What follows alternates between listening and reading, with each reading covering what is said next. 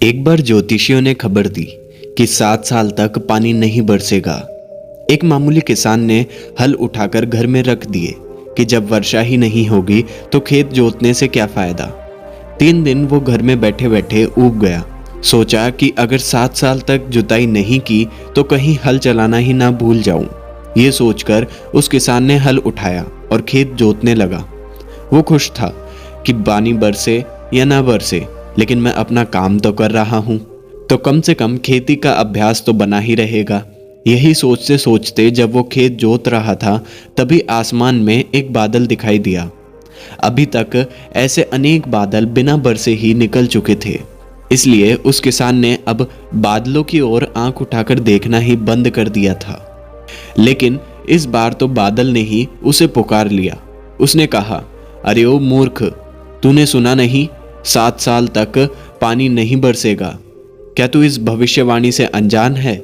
क्या कर रहा है ये? हम बरसने वाले नहीं हैं।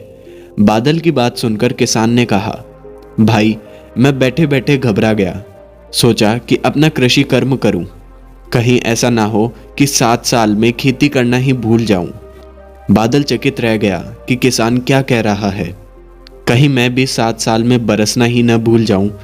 बादल को लगा कि किसान ठीक ही कह रहा है, सबको अपना अपना काम करते रहना चाहिए, और वो बरसने लगा।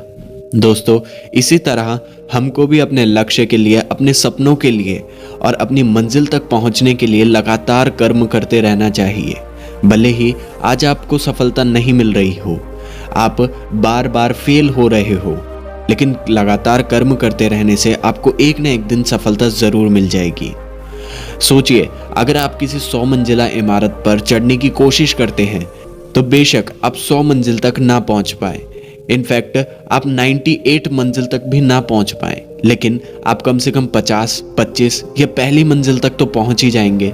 तो इसका मतलब आप आज जहां है, अगर आप लगातार कर्म करते रहते हैं, अपने मंजिल तक पहुंचने के लिए लगातार प्रयास करते रहते हैं, तो आज आप जहां है उससे तो कुछ ना कुछ अच्छा जरूर कर लेंगे। बस यही सोचकर लगातार कर्म करते रहिए।